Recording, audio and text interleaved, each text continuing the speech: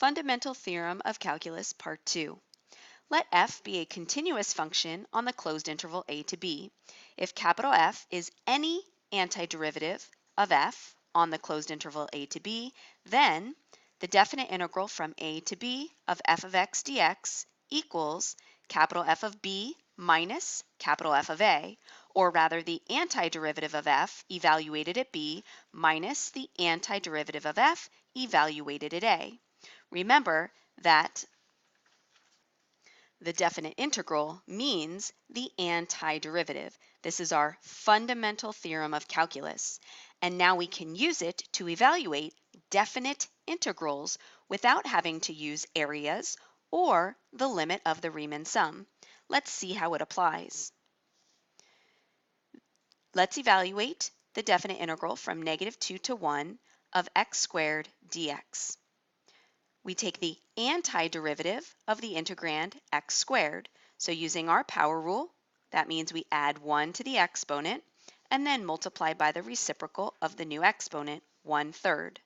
Our notation for how we write the limits is we put our antiderivative in brackets and the lower limit at the bottom on the right side and our upper limit at the top on the right side. We want to show that we still need to evaluate this antiderivative at these endpoints. Notice I don't write a plus c. We'll talk about why that is in a moment. We plug in the upper limit first, f of b minus f of a, b the upper limit.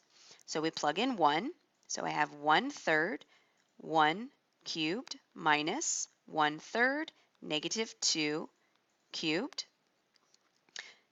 If I were to have plus c and I'm subtracting this plus c and that plus c, the plus c's simply make 0. So I don't need to write them. That would be a waste of my time.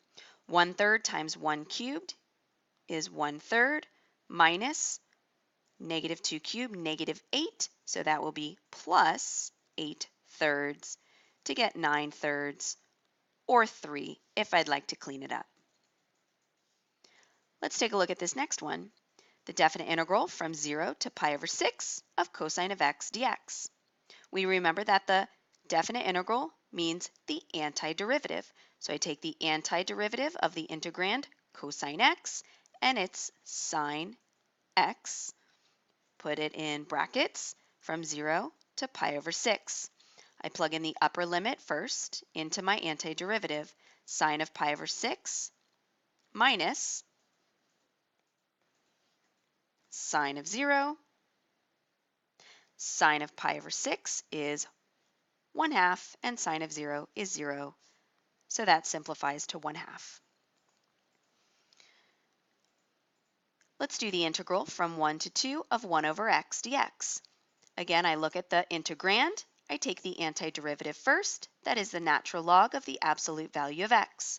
I put it in my brackets to show I still need to evaluate this antiderivative at the limits. I plug in the upper limit first.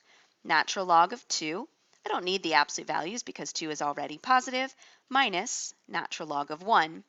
I could think of this a couple ways. One of the ways I like to think about cleaning this up is using my log properties, where when I'm subtracting logs, I divide these numbers, natural log of 2 over 1 or natural log of 2.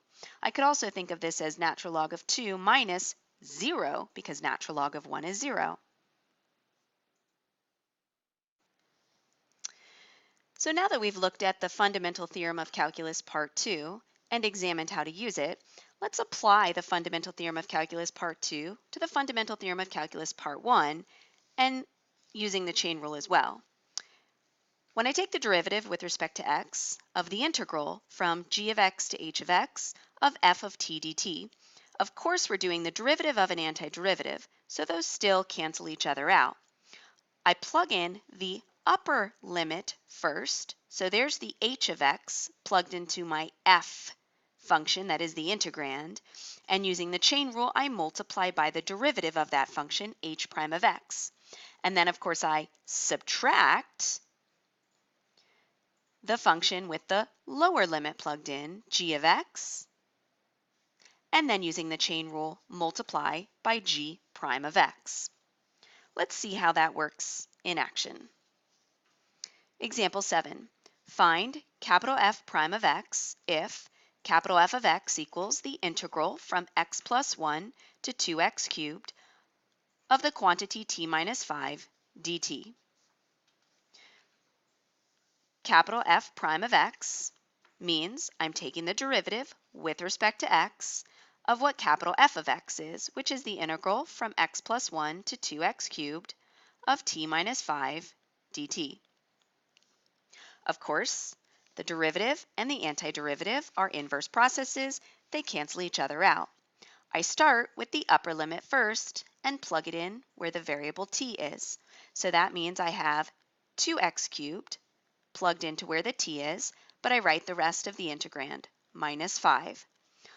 All of that gets multiplied by the derivative of what I plugged in, or the inside function. The derivative of 2x cubed is 6x squared, minus, now I deal with the lower limit and plug that in, x plus 1 in place of the t, and then the rest of the integrand, minus 5. All of that times the derivative of what I plugged in, which is 1. This is an accepted answer, but I can clean this up a bit, so I will. Distributing the 6x squared gives me 12x to the 5th, because of course we add the exponents, minus 30x squared minus x. This is a negative 4, so plus 4. And there I have a nice clean answer.